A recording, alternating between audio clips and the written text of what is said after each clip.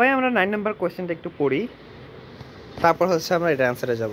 এবং এটা অ্যান্সার যেমনেই হোক আমরা খাতায় নিজের আগে করব, আগেই সলিউশনে যাব না, নিজের আগে যেমনেই হোক প্রত্যেকটা সলভ করব। তারপর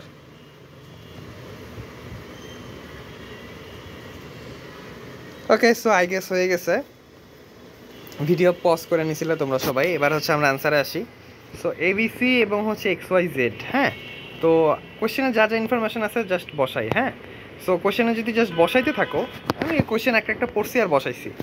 সো এবিসির ইকুইটি আছে 6,80,000, ওর কোনো ডেট নাই, সো টোটাল 6,80,000। এক্স ওয়াই জেডের ডেট আছে 3,40,000, 7%। আর বলছে যে কোম্পানিতে কোনো ট্যাক্স নাই। এই ওয়ার্ল্ডে যদি ট্যাক্স না থাকে তাহলে আমরা জানি কি V of L and V of UL same. এর মানে এটার ভ্যালু টোটাল তো 6,80,000, এর মানে এটার ভ্যালু কি টোটাল 6,80,000 হবে?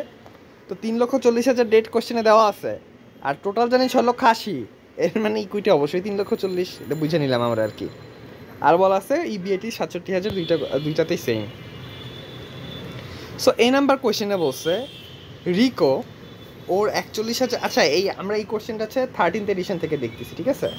আচ্ছা, এই নাম্বারে বলছে Rico owns 41,500 to X Y Z, what is the rate of return is he expecting? এটা তো সহজ। সো রিকো হচ্ছে 41,500 এখানে ইনভেস্ট করছে এবং সে জানতে চায় তার রিটার্ন কত। তো রিটার্ন কত সেটা জানার জন্য প্রথমত দেখতে হবে পুরো কোম্পানির ইবিআইটি হচ্ছে কত, 67,000। এটা কি সে রিটার্ন সবাই ডিস্ট্রিবিউট করে দিবে? না, অবশ্যই না। সেখান থেকে তার ইন্টারেস্ট রেটটা বাদ দিতে হবে। বাদ দেওয়ার পর তার তার তার ইকুইটির পরিমাণ 3,40,000। একটু এখানে দেখতে হবে ইকুইটির সংখ্যাটা কিন্তু দেয়া নাই। সো ভালোই হয়েছে আমাদের জন্য, ইকুইটির টাকার অ্যামাউন্টটা দেওয়া আছে শুধু। সো ইকুইটির টাকার অ্যামাউন্টটা যদি ভাগ দেই তাইলেই হচ্ছে প্রতি শেয়ার, প্রতি টাকা শেয়ার মানে কি বলে, প্রতি টাকা ইকুইটির জন্য রিটার্ন কত সেটা পার্সেন্টেজ বের হয়েই আসলো। শেষ, এইটাই চাইছে পার্সেন্টেজ কত। আর আমি মাতব্বরি করে একটা ক্যাশ ফ্লোটাও বাই করছি। হ্যাঁ, ক্যাশ ফ্লোটা বাই করছি কেন, যে এবারে ইনভেস্ট করছে কত, 41,500 টাকা। তাইলে তার ক্যাশ ফ্লো হচ্ছে 41,500, 12.7%, 5,270 টাকা। এই সহজ আছে। বি নাম্বারে বলছে show how Rico could generate exactly the same cash flow and rate of return by investing in ABC using homemade leverage. খুবই ইম্পর্ট্যান্ট এবং মজার কোয়েশ্চেন। রিকো এই মুহূর্তে কোথায় ইনভেস্ট করা অবস্থায় আছে? এক্স ওয়াই জেডে। অথচ কোয়েশ্চেনে বলছে এক্স ওয়াই জেডে ইনভেস্ট করা অবস্থাতেই সে এবিসির মতো রিটার্ন কিভাবে জেনারেট করতে পারে। ঠিক আছে, তাই তো নাকি? ইনভেস্টিং ইন এবিসি, ও না সরি, একটু ভুল বলছি। কোয়েশ্চেনটা আবার একটু সাজাইতেছি। রিকো এই মুহূর্তে কোথায় ইনভেস্ট করছে? এবিসিতে ইনভেস্ট করছে কোয়েশ্চেন অনুযায়ী। যে কোয়েশ্চেনটা মাত্র আমরা পড়লাম সেখানে বলছে ইনভেস্টিং ইন এবিসিতে সে ইনভেস্ট করছে। বাট সে রিটার্ন চায় কার মতো? এক্স ওয়াই জেডের মতো। কেমনে সম্ভব সবাই একটু চিন্তা করি। এই সম্ভব কেমনে এটা জানার জন্য দুইটা কোয়েশ্চেন করতে হবে। এক, রিকো এই মুহূর্তে কি লিভার ফার্মে ইনভেস্ট করছে নাকি আনলিভার ফার্মে ইনভেস্ট করছে? আনলিভার ফার্মে ইনভেস্ট করছে। সেকেন্ড কোয়েশ্চেন হচ্ছে ও আনলিভার ফার্মে ইনভেস্ট কইরা কোন ধরনের ফার্মের মতো গেইন করতে চায়? লিভার ফার্মের মতো গেইন করতে চায়। এর মানে সে আছে কি, সে আনলিভারে আছে। তো লিভার ফার্মের মতো গেইন করতে চাইলে কী করতে হবে? কোম্পানিকে লিভারেজ নিতে হবে। কিন্তু কোম্পানি কি লিভারেজ নিবে? না। তাইলে আমি রিকো আমি একটা হোমমেড লিভারেজ নিয়ে নিব। এটাই হচ্ছে কোয়েশ্চেন। আমি একটা হোমমেড লিভারেজ নিয়ে নিব। এই আচ্ছা, সো বি নাম্বারে আমরা যদি একটু অ্যান্সারটা দেখি, ব্যাপারটা একটু বুঝাই। ব্যাপারটা হচ্ছে যে রিকোর কতটুকু হোমমেড লিভারেজ নিবে, এটা একটা কোয়েশ্চেন। কতটুকু? আমি যে ফার্মের মতো নিতে চাই, গেইন করতে চাই, রিটার্ন পাইতে চাই যে ফার্মের মতো, ওই ফার্মে যত পার্সেন্ট লিভারেজ আছে আমিও হোমমেড তত পার্সেন্ট লিভারেজই নিব। তো তার ইকুইটি আর তার ডেট সমান সমান।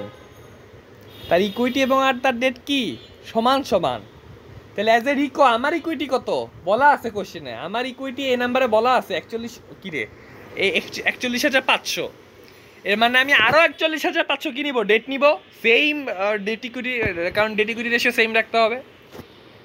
তো আমি 41,500 অলরেডি আছে, আমি আরও ডেট নিতেছি 41,500, তাহলে আমার হইলো কত 83,000। এর মানে আমি টোটাল এবিসিতে ইনভেস্ট করবো আরও আরও আরও 83,000, আরও না মানে টোটাল ইনভেস্ট করবো 83,000। 41,500 তো অলরেডি করছি, আরও 41,500 করবো, আরও করবো 41,500। এবং সেই টাকাটা কেমনে করবো? হোমমেড লিভারেজ নিয়ে করবো। তাহলে আমরা যদি দেখি এবিসি আমাকে রিটার্ন দেয় কিভাবে, ইবিআইটি আর ওর তো কোনো ট্যাক্সও নাই এখানে, এই অঙ্কের ট্যাক্সও নাই এখানে, হচ্ছে ইন্টারেস্টও নাই ওর। তাহলে ইবিআইটিরে সিম্পলি ইকুইটির পরিমাণ দিয়ে ভাগ দিয়ে প্রতি টাকা ইকুইটিতে তার রিটার্নটা বের হবে। তাহলে 67,000 ডিভাইডেড বাই 6,80,000, প্রতি টাকায় তার রিটার্নটা বেরোইছে। আমি ইনভেস্ট করতেছি কত 83,000, সাবধান, হ্যাঁ ডাবল, অর্থাৎ যা ইকুইটি ছিল আরও ডেট নিয়ে 83,000 ইনভেস্ট করছি। এটা ইনভেস্ট করলে 83,000 টাকা ইনভেস্ট করলে আমি কত রিটার্ন পাবো এই কোম্পানি থেকে, সেটা এইটুকুর ভিতর বের করলাম। কিন্তু এই 83,000-এর পুরা টাকা কি আমার না, এর মধ্যে 41,500 তো আমি হোমমেড লিভারেজ নিছি। এই 41,500 7% ইন্টারেস্ট আমাকে দিয়ে দিতে হবে। কোয়েশ্চেন হচ্ছে 7% কেন? যার মতো গেইন নিতে চাই সে কত পার্সেন্টের লিভারেজ নিছে, আমিও অত পার্সেন্টের লিভারেজ নিব। হে বেড়া 7% নিয়েছিল, আমিও 7% নেব। তো নিলে আমার -2,950, অর্থাৎ এতটুকু হচ্ছে আমার এবিসি থেকে প্রাপ্ত গেইন। কিন্তু এই গেইন যা পাইছি এখান দিয়ে তো আমার ইন্টারেস্ট আবার শোধ করতে হবে, রাইট? কারণ আমি তো একটা হোমমেড লিভারেজ নিছি। সেটা বাদ দিলে আমার যেটা থাকে এইটা হচ্ছে আমার গেইন। সো এবার একটু খেয়াল করি, এ নাম্বারে আনলিভার্ডে আমার গেইন ছিল 5,271, আর এইখানে বিতে আমি এত কাহিনী কইরা ওই 5,272, অর্থাৎ ওই সেম জায়গায় আমি নিয়ে আসছি ইনভেস্টমেন্টের আমার রিটার্নটা। এখানে কি 5,272 যে হয়েছে এটা কি হওয়ার কথা ছিল না, কিন্তু আমি জোর কইরা হোমমেড লিভারেজ নিয়ে এইটার মতো বানাইছি। এটাই চাইছে কোশ্চেনে, যে আমি কেমনে এটা করতে পারি এটা দেখাও। এই হচ্ছে কাহিনী, বি নাম্বার এটাই চাইছে। এখানে একটা এই পর্যন্ত কইরা আমরা হয়তো দুইটা অ্যাজাম্পশন আসতে পারি। প্রথম অ্যাজাম্পশন হচ্ছে, আমি যদি হোমমেড লিভারেজ নেই বা আমি যদি লিভারেজ ছাইরা দেই, কতটুকু ছাড়বো, এই পার্সেন্টেজটা কেমন হবে? এটা হচ্ছে আমি যার মতো হইতে চাই তার দিকে তাকাইতে হবে। এইখানে আমি দেখতেছি যে ওর ইকুইটি যতটুকু ডেট তো ততটুকুই, সো ওরে কপি কইরা আমি হোমমেড আমার যতটুকু ইকুইটি ছিল 41,500, ঠিক আরও ডেট নিলাম 41,500। এটা হচ্ছে প্রথম শিক্ষা। দ্বিতীয় শিক্ষা হচ্ছে কোন রেটে ইন্টারেস্ট, কত ইন্টারেস্ট রেটে ডেট নিব। এটা হচ্ছে এই অরিজিনাল লিভারেজ কোম্পানি যে রেট আর আমার পার্সোনাল বরোয়িং রেট সেম হইতে হবে। এটা হচ্ছে একটা অ্যাজাম্পশন, আমরা কিন্তু পড়ছিলাম অ্যাজাম্পশনস বা ওই যে সামারির যে ভিডিওটা ছিল ওই জায়গায় কিন্তু আমরা এই যে পড়ে আসছি যে আমাদের এই কর্পোরেট রেট আর বরোয়িং রেট সেম হইতে হবে, নাইলে এই থিওরি কাজ করবে না। বাস্তবে মাঝে মাঝে এটা সেম প্রায়ই হয় না, কিছু কিছু ক্ষেত্রে স্পেশাল সিস্টেম থাকে যাতে ওটাকে জোর করে হওয়ানো যায়। এবার একটা মজার ইন্টারেস্টিং জিনিস শিখি, যদি কর্পোরেট ইন্টারেস্ট রেট আর পার্সোনাল ইন্টারেস্ট রেট সেম করাইতে না পারি, অর্থাৎ আমি জানি কোম্পানি লোন নেয় 7% রেটে, আমি যদি কোনো জায়গা থেকে কোনো ব্যাংক আমাকে 7% রেটে অফার না করে, তাহলে কি হবে? যদি আরো কমে পাই তাইলে কিন্তু এই ইন্টারেস্টটা কম মাইনাস হবে, তাহলে এই জায়গায় গেইন বেশি হবে। তাহলে আমার টার্গেট হচ্ছে আমার খুঁজতে হবে পার্সোনাল লিভারেজ আমি কম রেটে, কর্পোরেট রেটের চেয়েও কম রেটে নিয়ে আসতে পারি কিনা। নিয়ে আসতে পারলে আমার এখানে এই গেইনটা 5,272-এর চেয়েও বেশি বাইরে যাবে, কারণ কি এখানে ইন্টারেস্ট রেট কম মাইনাস হবে, ইন্টারেস্ট অ্যামাউন্ট কম মাইনাস হবে। কিন্তু যদি দেখি পার্সোনাল রেট, বরোয়িং রেট কোম্পানির বরোয়িং রেটের চেয়ে বেশি, তাইলে এই ইন্টারেস্টের অ্যামাউন্টটা বাইরে গিয়ে আমি এখানে মারা খাই যাবো, তখন কিন্তু কোনোভাবেই লোন নেওয়া যাবে না। এই হচ্ছে ইন্টারেস্টিং জিনিস আর কি। যাই হোক, এবার সি আর ডি এর দিকে তাকাই। সিতে বলছে what is the cost of equity for ABC and what is it for XYZ। এটা একটু ভালো করে বুঝি, কস্ট অফ ইকুইটি চাইছে, কস্ট অফ ক্যাপিটাল কিন্তু চায় নাই। কস্ট অফ ক্যাপিটাল হচ্ছে হোল বড় একটা সিনারিও, এখানে শুধু কস্ট অফ ইকুইটি চাইছে। সো এবিসির কস্ট অফ ইকুইটি বের করা সহজ।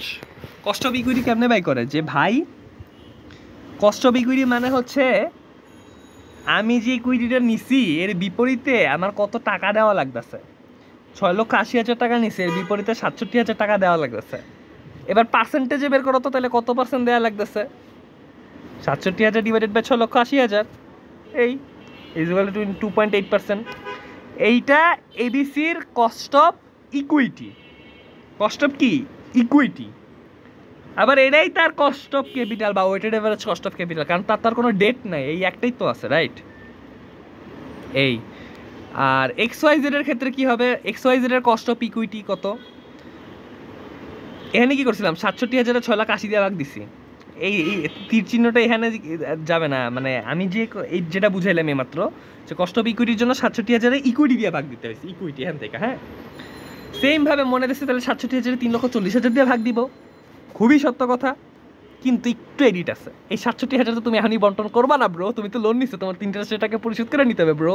তো 67,000 থেকে ইন্টারেস্ট রেটটা বাদ দিয়ে তারপর 3,40,000 দিয়ে ভাগ দিলে কস্ট অফ ইকুইটিটা বের হয়ে যাবে। এই যে এইভাবে করছে। আর ডি নাম্বারে জিজ্ঞেস করছে কি দেখো, weighted average cost of capital WACC।